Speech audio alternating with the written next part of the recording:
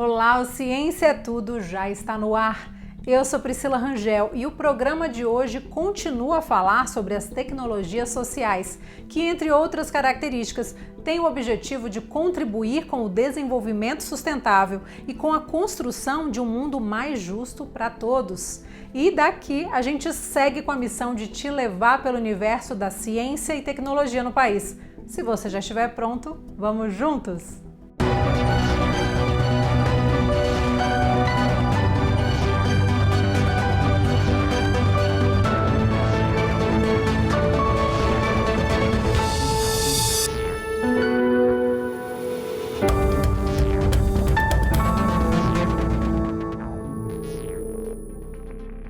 A agroecologia pode ser entendida como a agricultura realizada de forma sustentável. Dessa forma, ela estimula o equilíbrio entre a produção de alimentos, o ecossistema, os animais, a água e as populações vizinhas. Na década de 1960, tiveram início reivindicações por práticas de uma agricultura mais sustentável, diferente da agricultura convencional.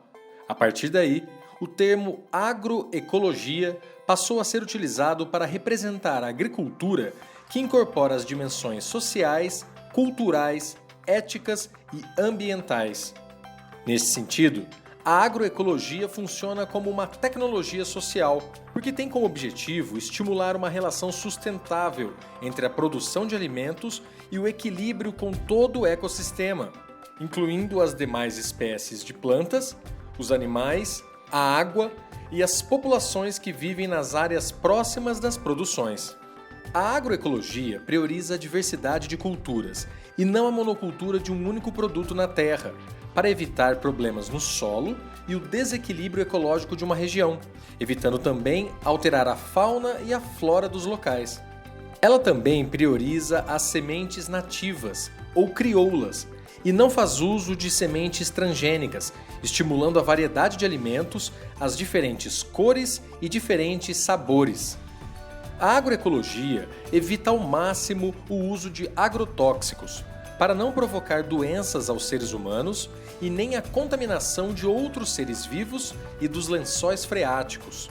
Para que estas práticas de uma nova agricultura e pecuária sejam estimuladas e competitivas, é importante uma distribuição de recursos no campo e um olhar especial da indústria para que elas se tornem tecnologias sociais rentáveis no mercado e os produtos possam gerar riquezas para as pessoas do campo e menos impactos no ecossistema em geral.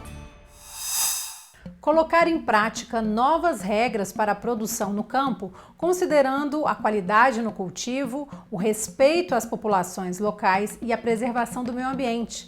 Isso faz o desenvolvimento rural sustentável uma oportunidade para o país se destacar internacionalmente.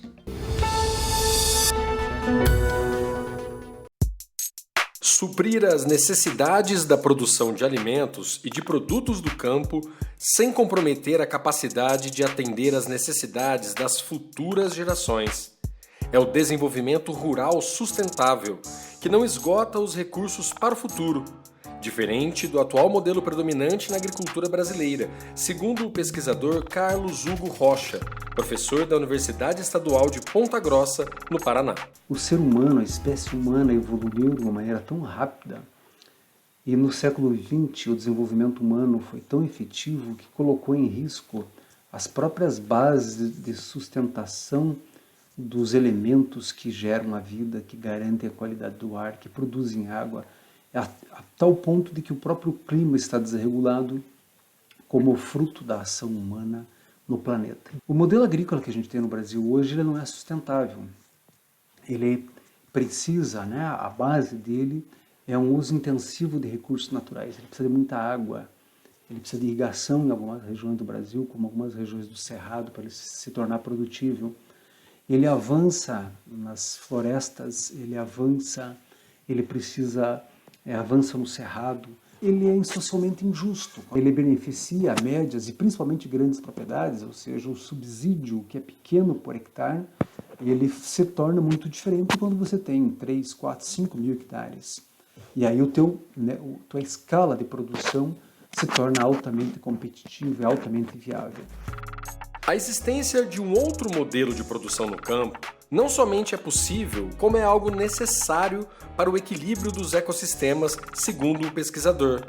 Ele precisa ser ambientalmente correto. Então a agricultura precisa respeitar a natureza, precisa respeitar o rio, precisa respeitar a vegetação nativa, as várzeas, os campos úmidos, precisa manter remanescentes de vegetação nativa o mais protegida possível dentro da paisagem agrícola para que ela possa se tornar sustentável.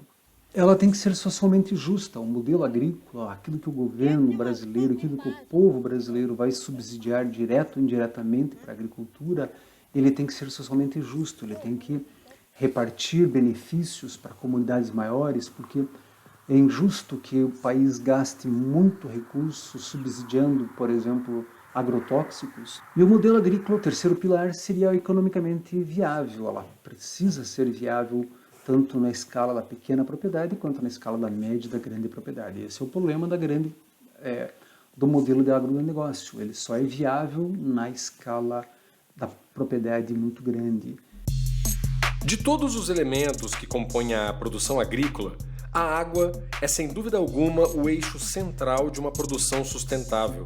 Hoje, a agropecuária corresponde a 70% de toda a água consumida no Brasil. E quem produz água é o meio rural, é a propriedade agrícola, é a floresta, é o banhado, é a várzea, é o campo nativo, é a caatinga, é o cerrado, ou seja, o processo de infiltração de água na paisagem, a percolação no solo alimentando pequenas nascentes que vão formar rios, que vão formar todas as bacias, os grandes rios e as bacias. Esse é o grande desafio do século XXI, é exatamente a água. Garantir água de qualidade para as diferentes finalidades. Água para a agricultura, que é o maior consumidor de água, 70% da água da humanidade vai para a irrigação agrícola. E, portanto, essa água precisa ser usada com parcimônia, com critério, com inteligência, para que ela possa continuar sustentando a agricultura, mas também as atividades industriais e o 10% da água que é extraída para consumo humano. O pesquisador aponta caminhos para que práticas sustentáveis de desenvolvimento rural sejam uma realidade mais presente no país. O primeiro deles são políticas públicas adequadas. É exatamente aquilo que o Estado, a nação ou o município queira implantar com os recursos e destinar recursos é o que vai direcionar o sucesso dessas alternativas. Outro aspecto importante, que limita é a questão do conhecimento, a geração de conhecimento, a pesquisa e a aplicação prática do conhecimento existente para a sustentabilidade. A gente tem um rol de iniciativas, de ideias, de tecnologias que são altamente viáveis. A aplicação do conhecimento existente tem uma lacuna para isso no campo, porque o nosso modelo de agricultura e as nossas políticas públicas incentivam o modelo convencional. E o terceiro pilar, ou terceira necessidade, é a questão de recursos humanos. Tanto do ponto de vista da recurso humano para trabalhar no campo, existe emprego para técnicos no campo, mas para trabalhar para os interesses das grandes companhias. Mas a gente tem uma lacuna muito grande de técnicos formados, preparados para trabalhar exatamente nessa perspectiva de sustentabilidade. E com isso nós vamos criando situações de ganho, ganha-se ambientalmente, ganha-se ecologicamente, ganha-se economicamente, ganha-se socialmente, e com isso a gente aprende a construir um futuro sustentável no campo, e com isso a gente tem uma perspectiva extremamente interessante para o século XXI. Hortas urbanas, verticais, cultivo e compostagem dentro de casa. São algumas soluções simples que facilitam o acesso direto a alimentos frescos e orgânicos, mesmo estando em grandes centros.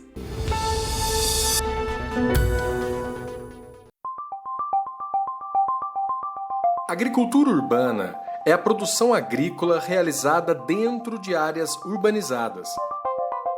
Ela pode ser feita em locais públicos como praças, parques e canteiros, dentro de casas e apartamentos, ou até mesmo dentro de espaços fechados, como galpões, através da utilização de iluminação artificial.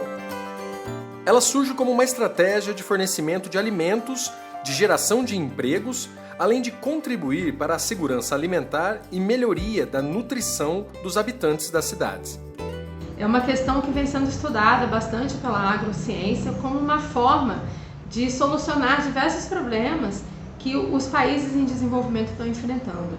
Um dos problemas que ela pode auxiliar, é na questão da inclusão social, na questão dos imigrantes. Então, países em desenvolvimento eles estão estudando essa questão dos imigrantes, de se ter uma ocupação dentro dessas comunidades, eles trabalhando na própria horta, como um empreendimento mesmo, como geração de renda, geração de trabalho e consumo do seu próprio alimento. Além disso, a agricultura urbana contribui com a sociabilidade das pessoas. As pessoas se unem para fazer hortas nos bairros, nos terrenos abandonados, e aquilo ali gera um senso de comunidade naquela região, naquela área.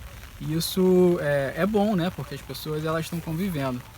E ela vai desde o micro até o macro. Então eu estou plantando na minha varanda e de repente comendo um tomatinho, um temperinho, mas existe a agricultura urbana também que está alimentando a cidade, como a zona oeste do Rio de Janeiro, onde tem produtores de banana, de mandioca, e tudo isso vem para a feira e alimenta as pessoas na cidade. Então ela contribui de diversas formas.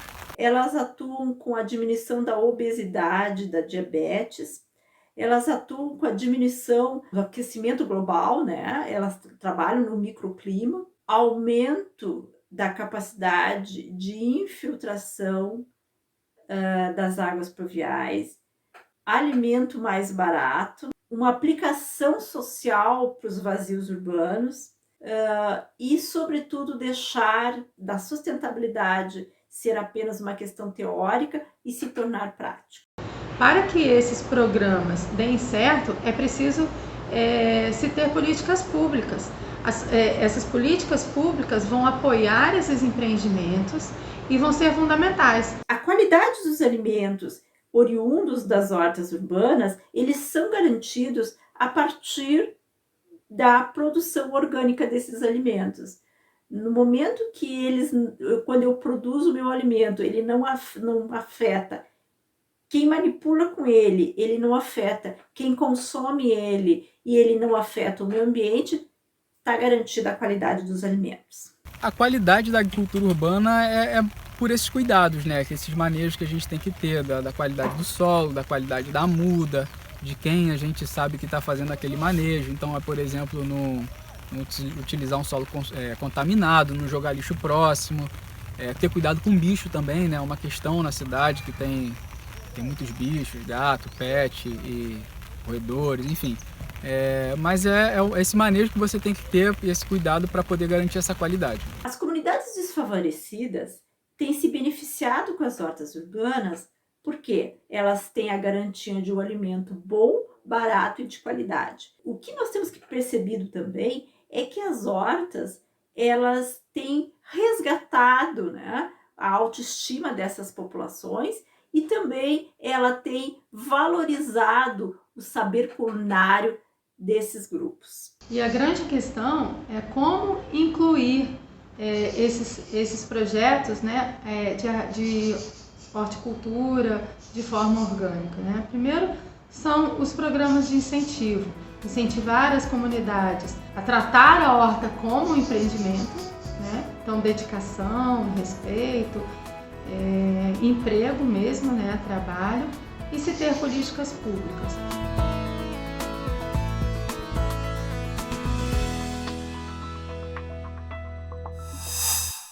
Hora do intervalo no Ciência é Tudo, mais rapidinho a gente está de volta.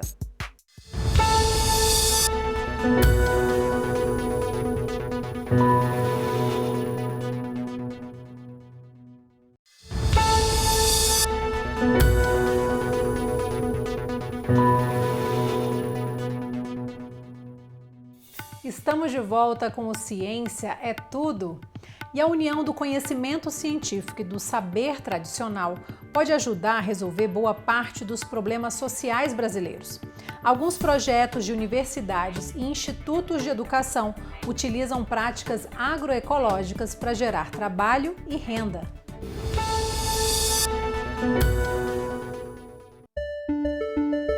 As tecnologias sociais podem ser importantes instrumentos de transformação social dentro de comunidades.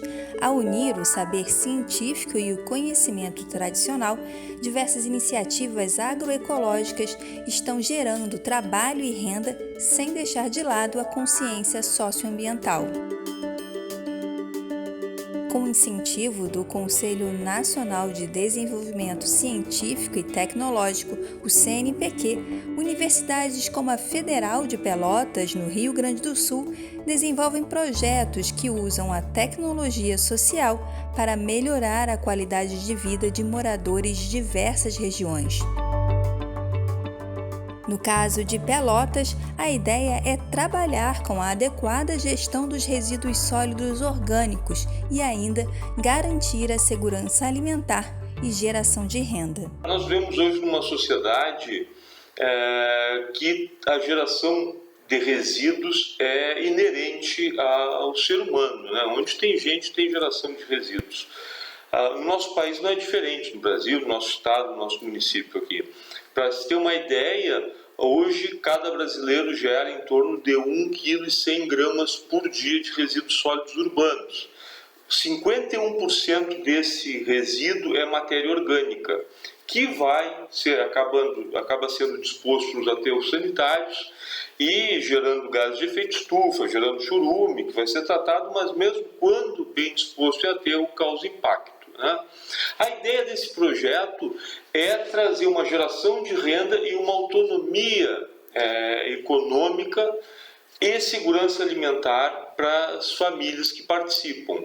Esse projeto foi desenvolvido no condomínio Montevidéu, no condomínio do Minha Casa Minha Vida, aqui em Pelotas, né, que conta com 300 famílias, né, onde se fez trabalhos de educação ambiental, para sensibilização dos moradores, fizemos trabalho de educação ambiental com as crianças, né, do condomínio. E a ideia foi distribuir, né, para cada apartamento, para cada família, um recipiente para que essas famílias segregassem a fração orgânica dos resíduos. Esse recipiente ele era coletado e encaminhado para uma área no próprio condomínio, onde era feita a compostagem, a estabilização desse material, desses resíduos. A partir disso, dessa compostagem, o projeto se trabalha com a produção de uma horta comunitária e de mudas ornamentais. O excedente, o principal da produção da horta é para atender o consumo das famílias que participam do projeto.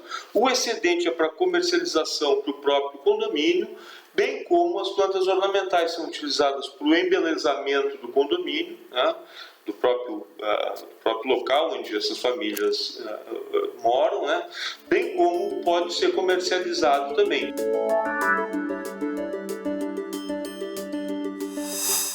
O que fazer para tornar as cidades mais justas e sustentáveis e para incentivar a participação social? O projeto multilateral City Nova busca desenvolver soluções inovadoras e ferramentas de planejamento urbano integrado para apoiar gestores públicos nessa missão. Bom, e sobre esse assunto, cidades sustentáveis, eu converso agora com a Suyá Rocha, ela que é a coordenadora nacional do projeto City Nova do Ministério da Ciência, Tecnologia e Inovações. Suyá, tudo bom? Bem-vindo ao Ciência Tudo. Tudo bem, muito obrigada. É um prazer estar aqui. Para a gente começar, eu queria que você explicasse um pouco mais do que se trata o City Nova, como é que funciona, que você fale um pouquinho do foco na sustentabilidade das cidades brasileiras. O City Nova ele é um projeto multilateral, financiado pelo Fundo Global do Meio Ambiente e realizado pelo Ministério da Ciência, Tecnologia e Inovações. Ele tem execução pelos parceiros, que é a Secretaria do Meio Ambiente do Distrito Federal, a Porto Digital e Ares em Recife, os projetos pilotos são em Brasília e em Recife, e temos plataformas para cidades sustentáveis realizadas pelo Observatório de Inovações para Cidades Sustentáveis, do CGE, e pelo Programa Cidades Sustentáveis. Ele é um projeto com o objetivo de levar a sustentabilidade para as cidades brasileiras e com foco em planejamento urbano integrado e tecnologias inovadoras. Eu queria que você trouxesse alguns outros exemplos para a gente entender na prática como é que funciona e como é que ele favorece as comunidades, os pequenos agricultores. Traz para a gente um pouco dessa ação na prática. Em Brasília, nós temos um dos pilotos, são os sistemas agroflorestais mecanizados. Então, a gente tem também uma demanda das cidades por alimentação saudável. E aí, no contexto da agricultura urbana, a gente tem 31 famílias sendo beneficiadas. A demanda foi porque Brasília, nos últimos anos, estava com uma crise hídrica, então o regime de chuvas estava diferente, cresceu muito, então a demanda por água também aumentou. E a Secretaria de Meio Ambiente do DF, então, resolveu implantar esses sistemas agroflorestais para justamente fixar mais água, né? Então, tanto na Bacia do Descoberto quanto na Bacia do Paranoá, que abastecem 80% da população do DF. E os sistemas agroflorestais, eles ajudam a reter mais água. A gente sabe que o Cerrado é o berço das águas, então é um consórcio tanto de espécies nativas quanto de espécies também para o cultivo agrícola. E agricultores familiares é que estão sendo beneficiados. A grande inovação é que esses sistemas agroflorestais estão sendo desenvolvidos 3 equipamentos, né? Um dos grandes gargalos para sistemas orgânicos, né, de produção orgânica, é justamente a mão de obra, porque a mão de obra é mais intensificada. Então, esses equipamentos reduzem o tempo de plantio, por exemplo, de 3 dias para 1 dia apenas, e trata-se de uma enxada rotativa com subsolador, uma ceifadeira enleiradeira e um podador de altura. Então, a ceifadeira enleiradeira, ela é adaptada, né, e ela corta todo o capim e já prepara as leiras com a matéria orgânica para ser colocada. A enxada rotativa, ela alcança até 80 centímetros de profundidade do solo e ela já facilita, né, para o plantio de mudas, onde cada família dos agricultores receberam em torno de 400 mudas e sementes nativas do Cerrado para serem plantadas nesse sistema que eles chamam de muvuca, né, onde eles plantam várias coisas e aí esperam brotar aquelas sementes que estão mais adaptadas para o meio ambiente. E o podador de altura, então facilita também, né, eles vão com a motosserra, aí facilita a poda de árvore, que também ajuda depois para ser triturada, todo aquele sistema orgânico, e ser enriquecido na terra. Que interessante, muito legal. E me fala uma coisa, hoje quando a gente fala assim de sustentabilidade, né, nas cidades brasileiras, projetos com esse viés, qual é o maior desafio? O que é mais desafiador aí para a execução dessas ações? Hoje em dia, o maior desafio do século XXI é justamente o desenvolvimento sustentável, que a gente já nem está tanto com essa abordagem de sustentabilidade, mas de regeneração. Então, a gente precisa regenerar, né, não sustentar o que já existe. Isso varia, por exemplo, nas cidades europeias mais desenvolvidas, o grande desafio é a questão de energia, né? Então, assim, eles buscam fontes de energias alternativas. No Brasil, a gente tem desafios mais básicos, a gente tem o desafio do saneamento, da coleta seletiva de lixo, dos resíduos sólidos. Então, o City Nova, ele também tem outros projetos pilotos, né, tanto na questão de mobilidade, né, tem um barco movido a energia solar em Recife, tem a fitorremediação do lixão da estrutural em Brasília. Então, ele traz essas tecnologias e soluções baseadas na natureza que trazem mais resiliência para as cidades, né? Que hoje em dia as cidades também elas são responsáveis por 75% das emissões de gases de efeito estufa. O consumismo, né, é muito grande dentro das cidades. Então, o desafio e a oportunidade da sustentabilidade está dentro das cidades, né? E o envolvimento dos cidadãos. Então, todas as cidades sustentáveis, elas envolvem muito os cidadãos no seu planejamento, porque elas são muito bem planejadas. E sem o cidadão, a gente realmente não consegue esse engajamento para a sustentabilidade das cidades.